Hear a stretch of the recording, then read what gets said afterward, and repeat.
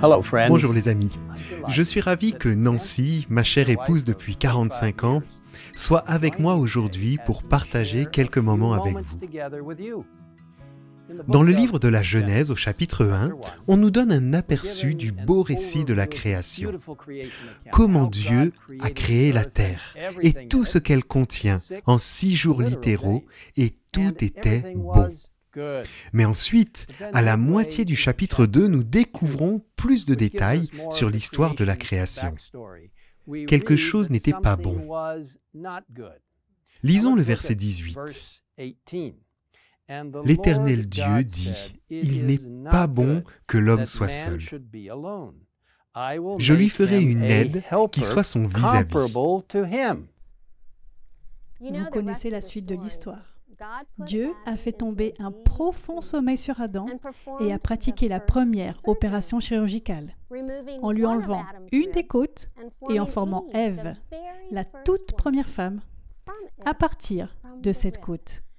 Ellen White nous fait part de cette importante vision des choses, pour marquer qu'elle n'était pas destinée à être son chef, pas plus qu'à être traitée en inférieur, mais à se tenir à son côté, comme son égal, aimée et protégée par lui. Ève fut tirée d'une de ses côtes, os de ses os, chair de sa chair. La femme était une partie de lui-même, signe sensible et frappant de l'union intime et de l'attachement profond qui devait caractériser leur rapport. Bien sûr, quand Dieu a amené Ève et Adam, ce fut le coup de foudre. Dieu a alors procédé à la toute première cérémonie de mariage, bénissant l'homme et la femme, les unissant pour qu'ils ne fassent plus qu'un. Nous aimerions pouvoir dire « et ils vécurent heureux », car c'était certainement l'intention de Dieu. Dieu a voulu que le mariage soit une source inépuisable de joie et d'amour, de camaraderie et de croissance. Mais malheureusement, le péché est entré dans ce monde et au lieu d'être une source de bonheur, le mariage est trop souvent devenu une source de douleur pour beaucoup de gens. Cependant, il y a de l'espoir. Même aujourd'hui, grâce à ces bénédictions, nous pouvons profiter de ce merveilleux cadeau que Dieu nous a fait en Éden.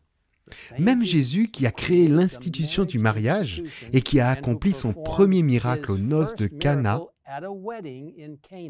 est désireux aujourd'hui de réaliser son miracle dans nos vies. Seule la présence du Christ peut procurer le bonheur aux hommes et aux femmes, lit-on dans le foyer chrétien. Le Christ peut changer en vin céleste toutes les eaux ordinaires de la vie. Le foyer devient alors un Éden de félicité. Ce sabbat à venir, le 13 février, commence la semaine du foyer et du mariage chrétien, organisée par le département des ministères de la famille de la Conférence générale. Cette semaine spéciale comprend 2 sabbats. La journée du mariage chrétien, le 13 février, et la journée du foyer chrétien, le 20 février. Nous vous invitons à visiter le site family.adventist.org pour télécharger les ressources disponibles. Dans 1 Jean 4, versets 7 et 8, la Bible nous dit « Bien-aimés, aimons-nous les uns les autres, car l'amour vient de Dieu, et toute personne qui aime est née de Dieu et connaît Dieu. Celui qui n'aime pas n'a pas connu Dieu, car Dieu est amour. » Pour conclure ce temps passé ensemble, Nancy et moi aimerions partager un beau passage bien connu de 1 Corinthiens 13. Nous vous encourageons à lire le chapitre entier chaque jour pendant cette semaine spéciale, semaine du foyer et du mariage chrétien. Ce passage décrit très clairement comment l'amour se manifeste. En commençant par 1 Corinthiens 13, verset 4, nous lisons « L'amour est patient, il est plein de bonté.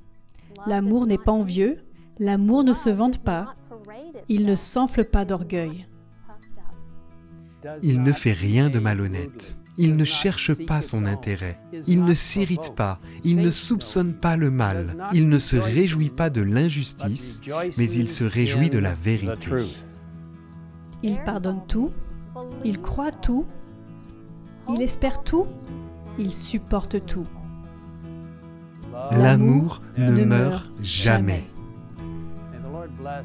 Que le Seigneur bénisse et renforce chacun de vous, alors que par la puissance du Seigneur, nous cherchons à vivre son amour dans nos vies.